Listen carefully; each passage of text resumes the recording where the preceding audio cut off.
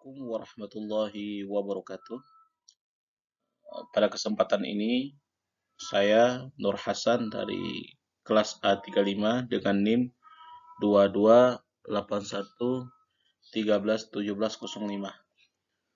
akan menyampaikan tema tentang manasik umroh.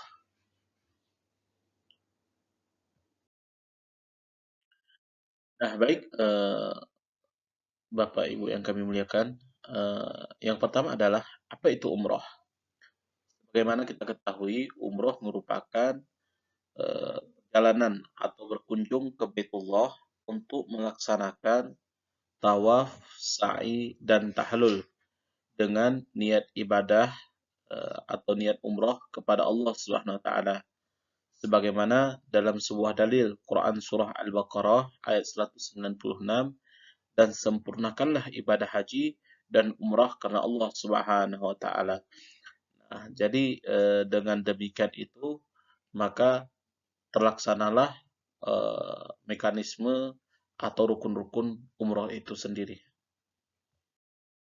Nah, kemudian eh, kita juga mengetahui ada ada besar keutamaan melakukan umroh. Salah satunya adalah Allah Subhanahu wa taala mengampuni dosa-dosa kita, yaitu dosa-dosa kecil, kemudian meninggikan derajat kita.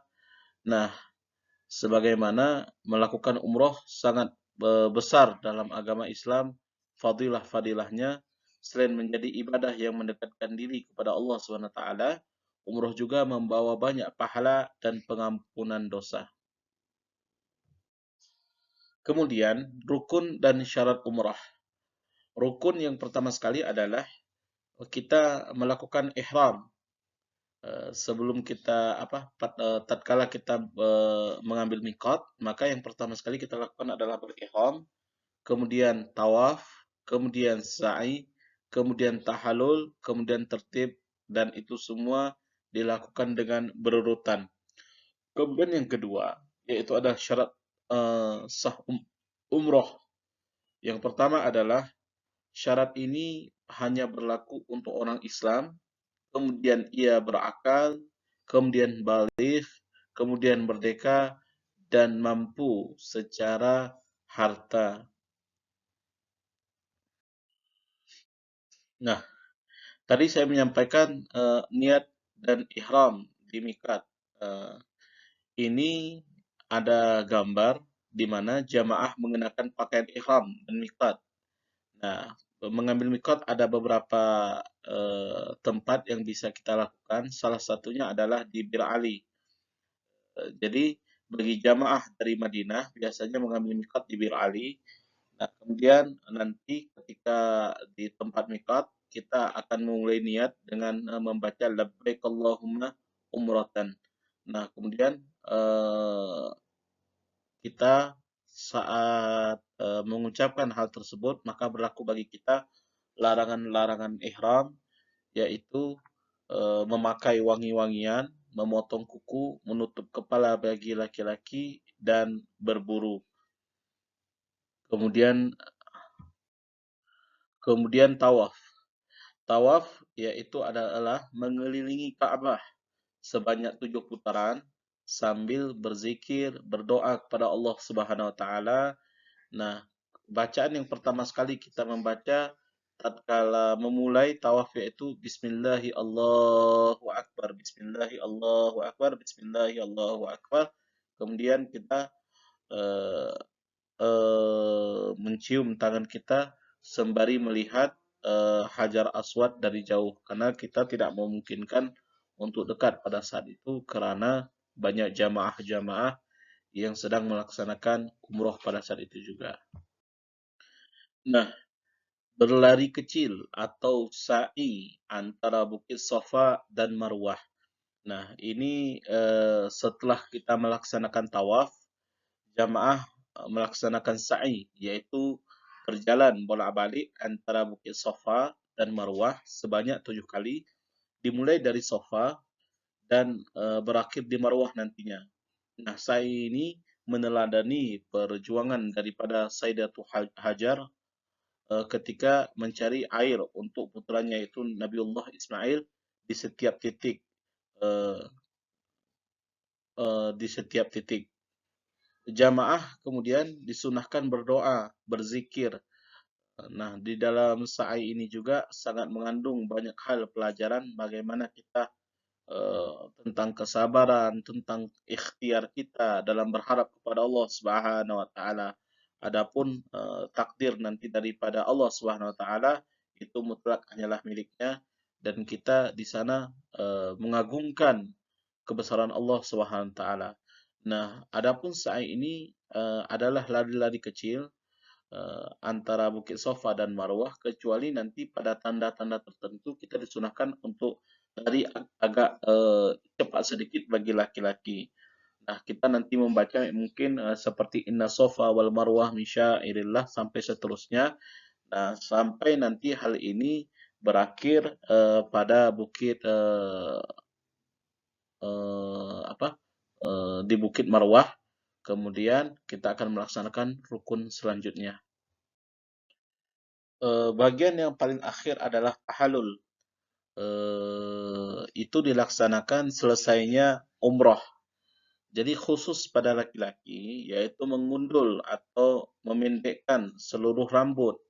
Nah, pada saat proses ini, mungkin pada tempat yang kita laksanakan nantinya tidak memungkinkan untuk memotong seluruh rambut kita. Maka setidaknya kita melakukan isyarat memotong 3 helai dulu, boleh mengambil nanti dari sebagian tengah, samping, kiri kanan atau belakang. Kemudian setelah itu kita berdoa kepada Allah Subhanahu wa taala. Setelah itu mungkin kita akan mencari tempat pangkas rambut lainnya sehingga sempurnalah tahallul yang kita lakukan. Nah, adapun untuk perempuan memotong ujung rambut saja, ya tidak keseluruhan itu sunnahnya. Nah, sepanjang satu ruas jari. Jadi cukup memotong, nah boleh 3 helai ujung rambutnya, maka untuk perempuan cukup sampai di situ saja. Bapak Ibu yang dimuliakan Allah Subhanahu wa taala, ada banyak hikmah dalam kategori umroh ini. Yang pertama sekali adalah melatih kesabaran, kemudian disiplin dan ketundukan. Kesabaran kita di situ dilatih adalah yang pertama melaksanakan umroh ini kan fisik.